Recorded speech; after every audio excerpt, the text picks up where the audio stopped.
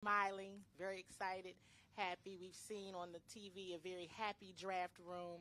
So tell us about the night and just the overall process. Yeah, it is. It was a great night for us, for everybody here, and we got a lot better, and we got a lot of guys who we consider commanders, and really proud of our process and identifying the right types of guys, and just couldn't be happier with the young men that we brought in today, and I can go through them here a little bit. I think just give you guys some bullet points. Starting with Johnny Newton, and Johnny, we could not believe he was still there, and we were a little nervous that he wasn't going to make it to us at 36. We looked at moving up to get him. Very surprising. We had a first round grade on him, and he is an explosive, violent player. He's a team captain. He got the commander tag, and he's exactly who we want to bring in this building. We think he's an advanced player. He can come in and play right away. Really a three-down player. He can play on the rundowns, play on pass downs. Skilled, hands and feet are tied together, and he arrives violently when he gets the ball, and he plays just like we want him to play.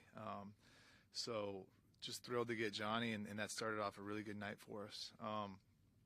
Then moving to Mikey Sainristil, another captain, and another one where we were pretty nervous there because as it was coming down to him, I mean that's who we had our sights set on, and Mikey is a guy who's impressed myself for a really long time since he was a freshman, seeing him catch passes, and he transitioned to corner and playing nickel, and 6 interceptions last year, and was really the heart and soul of that Michigan team. I think anybody will even tell you. I know JJ had a big part in that too, but I think anybody will tell you Mikey, as much as anybody, was a team leader. And I think what sealed the deal with us is when we went to the pro day, and he was incredible doing the DB drills, and then he was the best one on offense doing the receiver drills.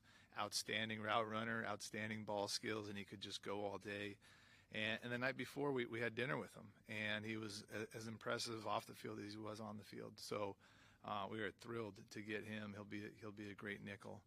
And then you go to Ben Sinnott from Kansas State, and just really, from my experience at the 49ers, learning from those guys and learning what they look for in tight ends with Coach Shanahan, Kyle, and everybody there. Just seeing, and it's a lofty comparison, and I'm not comparing him to the guys we had in San Francisco, but he reminds me of guys like Kyle Juszczyk and George Kittle, the way he blocks and the way he moves and just the way he competes, and certainly not putting him in that those guys are all pros, Pro Bowlers, everything you'd want, but Ben has that same mindset, and he plays with that mindset. He can block really anywhere. You can put him in at the end of the line of scrimmage. You can block a D end. You can block a linebacker. You can block a defensive back in space. You'll block 2 people on the same play. If you saw that highlight, that was pretty cool. He can play fullback and block people on the second level. So he can do anything you want in the run game, and in the pass game, he's got great hands. Can get open. He can beat man coverage, and he's got that mindset. When he gets the ball in his hands, he's not going down. So he's got everything we're looking for in a commander as well. Then getting to Brandon Coleman. Brandon Coleman's another team captain, and he really impressed us. We had him in here on a 30 visit. Really loved his story, and he's got over 1,600 snaps at tackle. He also played guard. We see him as a tackle, and we think he could be a really good tackle. He's really experienced. He's got heavy hands. He's a really good athlete. So we were really fortunate to get him where we got him. And then last but not least, Luke McCaffrey, near and dear to my heart with the McCaffrey family. They're an incredible family, but that's I mean, sure, it's a great way. It's certainly a bonus when you draft somebody to know that. But Luke earned that, and Luke was a captain at Rice as well. He took a road less traveled where he started off as a quarterback, and really taught himself how to be one of the best receivers in the country in the last 2 years. So he's got size, he's got speed, he's got great movement skills, and I think he's only going to ascend. And we're really excited to have him in the building too. So exemplary players and really exemplary character with all those guys, and that's why we're so happy. That was a long answer, huh? I mean, it was a great answer, but it was long. Yes. Oh, but you all have mentioned throughout the off season the collaborative approach that you all have been taking to decision making. So how involved were the coordinators and position coaches in making the decisions tonight? Really, every pick we made, we had, we huddled up with those guys, and we huddled up with the scouts in the area and the guys who did the cross checks as well. And we just said, what do you think about these guys? You happy with this pick? Because I think everybody, when you pick a guy like Johnny Newton, we have two great players on the inside, and we have two other really, really good football players too in that defensive tackle group. And and then really behind them, we have some good players too. So at first glance, you think that's it's a pretty packed room, but I don't think you can. That's what I learned in San Francisco is can't have too many great D linemen, and we'll find a way to get them all on the field. I know DQ, and that's what I said to DQ is like, can we do this? He's like, yeah, we'll find a way to get them all on the field. Talked with Joe Witt, and he was all about it because really Johnny was, not significantly, but certainly clearly higher than anybody else we had on the board there. So everybody was on board, and that was cool. It was a cool process really throughout, and really appreciate everybody's willingness to listen and give their opinions. And I think that's how you have successful drafts. Yeah. There's always this broad debate of need versus best player available. Mm-hmm. On the one hand, he said taking defensive tackle wasn't necessarily a screaming need, but if he's your best guy on the board, then it kind of makes sense. And you guys have obviously a fair, like a fair amount of needs. So is this for you how you view it, that it is kind of more best player available in general? I think you always want to blend that, and blend, your needs and your best player available. And I think it's case by case basis. Every time you get up there and it's about to be your pick, we sit there and we discuss and say, all right, we have these X amount of players. We want to do this. My phone was ringing off the hook. There was a time where it was pretty hectic between right around the beginning, really all day it was ringing, and then there's a lot going on there. So you try to, you delegate those jobs, and we had a lot of great people in there taking the trade calls, doing the trade calculator. Okay, what way this versus this, but really case by case, you do what's best for the team, I think, and at least what you think is best for the team, and really we have a lot of really smart people in there to help make that decision. Obviously, there was a lot of talk pre-draft about the possible need of getting an offensive tackle, a left tackle. You said at the owners' meeting, we think we've got plenty here with Cornelius Lucas and Trent Scott. But with Brandon Coleman, how do you kind of see him fitting there as left tackle and option? How do you kind of see that? Yeah, Brandon, I think will come in and compete, just like everybody else. And we certainly think he has what it takes to be a tackle in this league. And he's got the feet, he's got the speed, he's got the strength, and he's got the intelligence. So, and he's got the right mindset. And so he'll come in and compete just like everybody else. What's your thought process on making a trade with a division rival in Philly?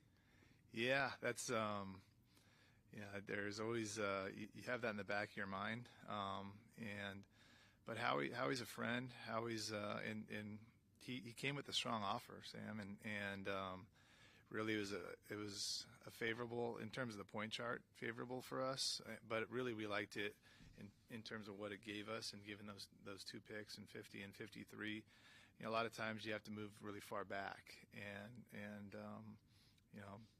that one we had to move 10 picks back, but then we also got another pick where we moved really far up, where that either you could sit there and pick at 53, or you have optionality to move back again and pick up some more picks. So we liked how that pick lined up for us in terms of where our board was. So you always think, and he was very convicted in doing that. So kudos to him for having that, for having the conviction to do that.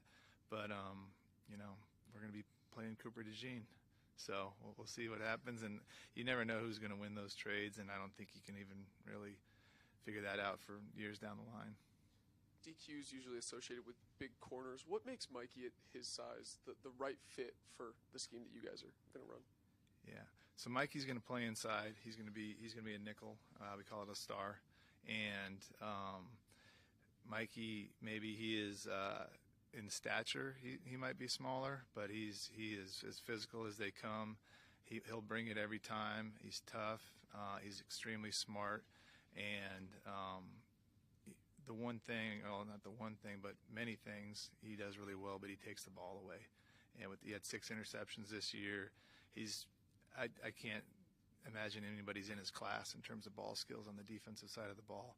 He's got incredible ball skills, and that's what we look for: is speed and ball skills and his instincts. And so we believe in him to be a really, really good player as a nickel. Going back to Luke, how did you see him ascend as a receiver, and did you get any insight from his brother? I did get a little insight from his brother. I got a little encouragement from his brother, but I didn't need it. I can tell you that right now. I didn't need it. And just watching him ascend from really Nebraska and watching him play what he did there, and it's actually really fun just watching it chronologically and how he evolved at every step of the way until really the Senior Bowl, when he was outstanding at the Senior Bowl, being able to get open. And if he wasn't open, he was making contested catches.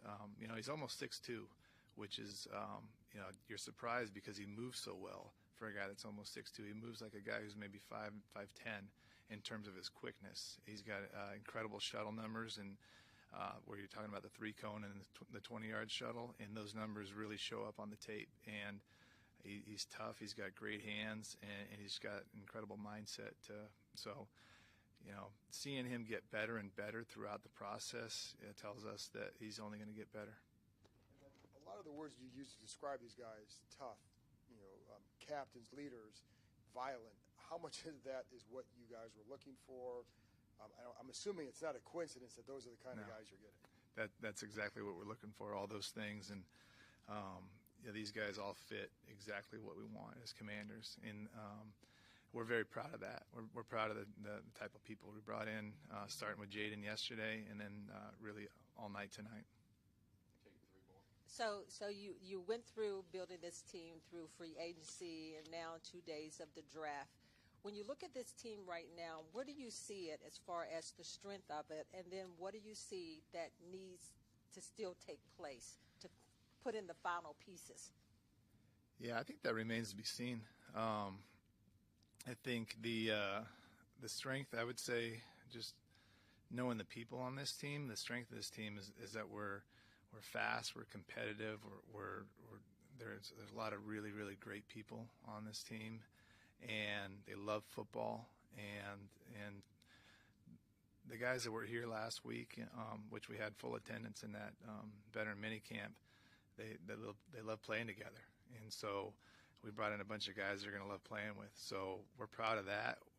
This team's going to create its own identity, and that remains to be seen. That's one of the fun things about this is you don't know what you're going to get. But I know that I'm proud of this team, and I know DQ is too. I know Josh is too, and we're going to have a lot of fun.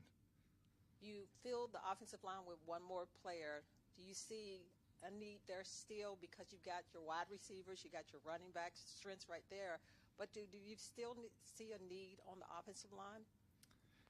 Yeah, if the not so much a need. I would just say if the right player was available tomorrow, we'll take an offensive lineman just like we'd take any other position. So we do a cool thing. Well, tomorrow morning we'll talk with all the scouts and really everybody who's in that draft room, and they're going to all stand on the table and tell us.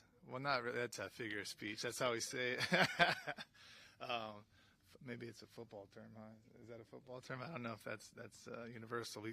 I might get too inside baseball here, Sean, but we tasked a couple of our scouts with naming it, and we're going to call it the Commander Caucus. And so every scout's going to tell us who they like and why, and we're going to take a lot of notes on that. And I think when you do that, you find out, who really the real commanders are that are still on the board, and those are the guys we'll probably have the best success in picking. So that's how we'll do it, whether it's a lineman or anybody else. David, last one. You took a couple players tonight that have position experience at other positions. You already mentioned Luke being a quarterback then receiver.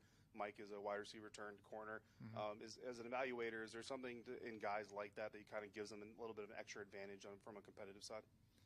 Yeah, I think so. I think, I mean, you're talking about both of those guys. So with Mike, you talk about the ball skills, right, and being a really, really good receiver, and that translates to the defensive side, being able to take away the ball.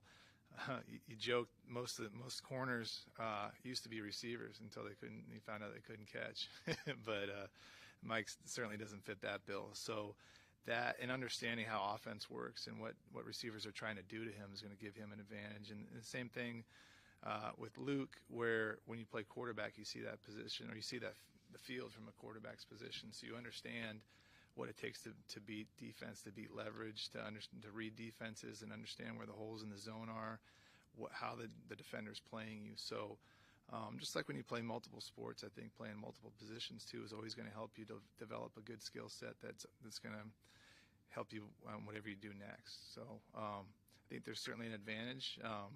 You can make the argument that there's an advantage of playing the same position over and over for a really long time, but both of those guys proved to be quick studies in their new positions.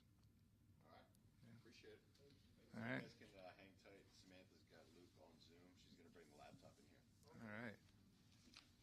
Say hi to him.